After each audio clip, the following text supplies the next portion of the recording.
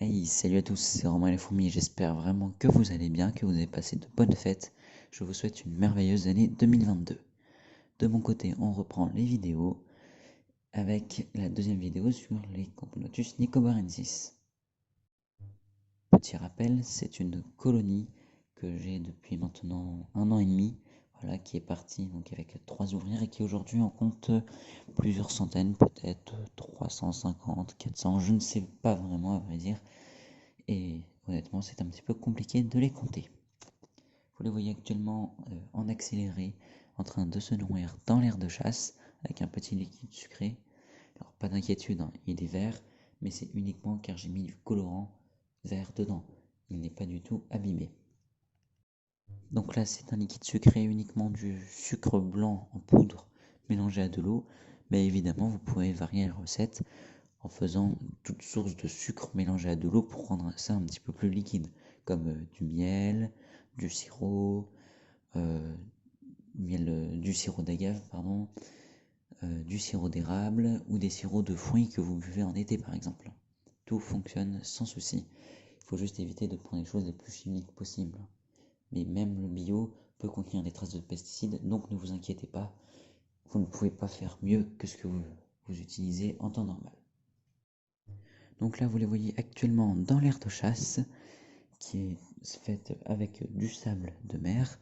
Donc c'est bien important, même s'il est ramassé sur la plage, de le laver, de l'ébouillanter, de le rincer longtemps et de le faire sécher et de le stériliser. Voilà, toutes ces étapes qui vont assurer un faible taux de sel à l'intérieur et l'élimination totale de parasites.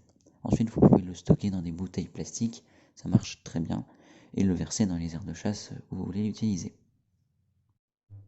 Avec ceci, j'ai ramené quelques coquillages donc, que j'ai mis également, que vous les voyez sûrement.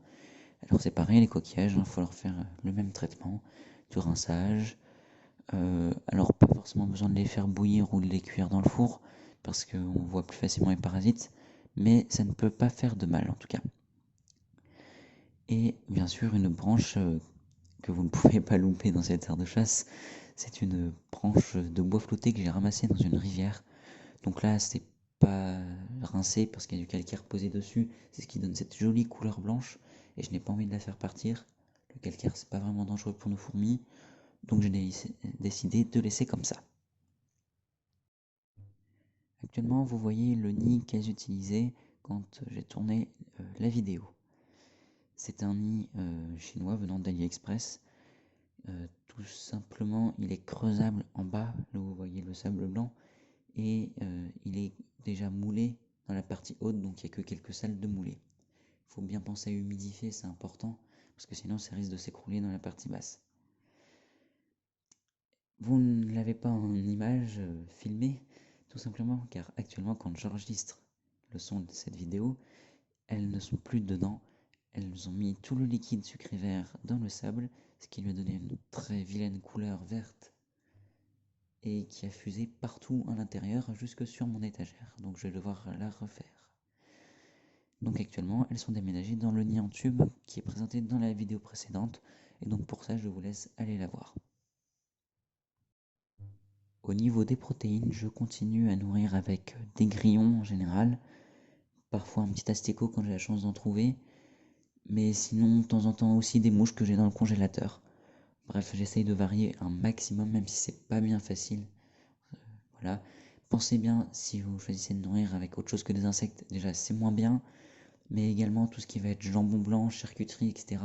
Il faut absolument éviter car l'industrie rajoute du sel dedans et c'est mauvais pour nos fourmis. Par contre, un morceau de steak haché ou de blanc de poulet, il n'y a pas de souci, s'il n'a pas été cuit ou cuisiné, vous pouvez tout à fait le donner. Voilà, on arrive déjà à la fin de cette vidéo. Je vous remercie d'avoir regardé, n'hésitez pas à laisser un petit commentaire, vous abonner, et je vous dis à bientôt pour la prochaine vidéo. N'hésitez pas à aller voir la chaîne de Macrofourmi, le lien est dans la description de la vidéo. C'est lui qui m'a fait le petit générique pour la vidéo que vous verrez normalement à chaque fois.